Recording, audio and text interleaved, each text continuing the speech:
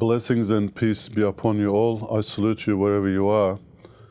Today we're going to look at the question, why is Big Bang Theory important for theology? Even though it's a scientific theory and it's about cosmology and astronomy, why is that important for theology?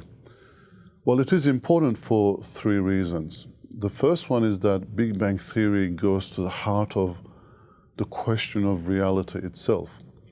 We cannot escape the fact that we exist. I am made up of atoms and electrons and protons, and then these are collected together to form certain molecules and compounds, and I have a physical being as a human being.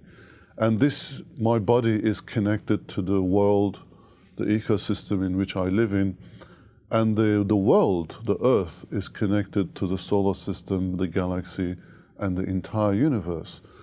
So this vast universe with billions of galaxies, billions of stars that it contains, begs a question to explain its existence. Where did it all come from? Why did it come into existence? What was behind? What was the cause that brought it into existence? So these are the ultimate questions of reality, and Big Bang Theory provides us an answer to that question, that the universe has actually a beginning point. This is the most important aspect of the Big Bang Theory. It's amazing because people prior to the theory thought that the universe has always existed. The second reason why Big Bang Theory is important for theology is that it proves the second premise of the cosmological argument for God's existence. I did a separate video about this. Please check it out and watch that. The cosmological argument for God's existence very simply says that everything that begins needs a cause. The universe has a beginning, and therefore universe has a cause that brought it into existence. The second premise of this argument was most debatable, that how do we know that the universe had a beginning when actually for much of human history, scientists, scholars, philosophers, even theologians felt that the universe was always there. You only had to believe that the universe was created by God because of the texts. There was nothing that could provide proof that the universe had a beginning until Big Bang came along and actually proved that the universe had a beginning. I will be doing a separate video on how do we know, is Big Bang Theory a proven scientific fact? So look for that as well in the future. A third reason why Big Bang Theory is important for theology, it is also important for science, because it brings back the God factor into science. And this is why scientists find it troubling to believe in that idea. The first person, interestingly, that came up with the Big Bang Theory was a priest. And Fred Hoyle, who opposed vehemently to the idea of Big Bang, was an atheist. So it is really, Big Bang brings the God factor into the equation, because if universe had a beginning, what caused it? Why did it come into existence? It must have a cause. And that really troubled a lot of the scientists, and a lot of the scientists or people who believed in God started to argue, there you go, the universe has a beginning, therefore there must be God. And the atheist scientists hated this. They tried to come up with arguments to show that, to say that you don't need a God to bring the universe into existence.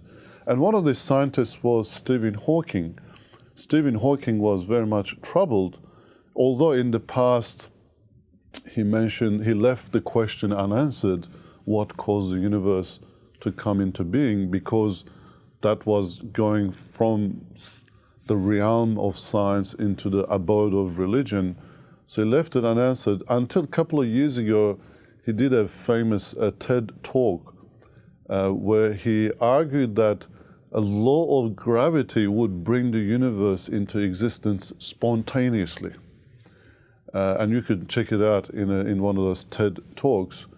He goes for 20 minutes or so to argue that the universe can come into existence by itself, basically, because of law of gravity. Now, this is, I was really surprised when I heard that and watched that. It just simply doesn't make sense. How can a law, something you can write, something that is immaterial, bring matter into existence and produce this universe? Can we even say that the gravity exists without the existence of the universe? And also, if the universe doesn't exist, where does the law of gravity exist, and where does that come from? You know, if you have a law, you actually need a lawgiver, and that can only be something that has will, power, and knowledge. And so you cannot really escape the fact that you come to a being who is eternal, is all-knowing, has the will and all-powerful, and that is God.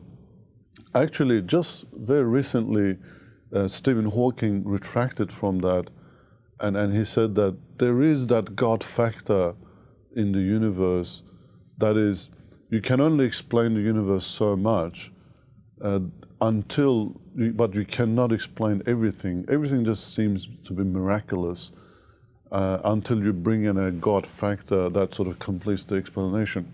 I will do a separate video on all of these points, but check out Stephen Hawking. He's actually proposing that the design of the universe is probable, at least.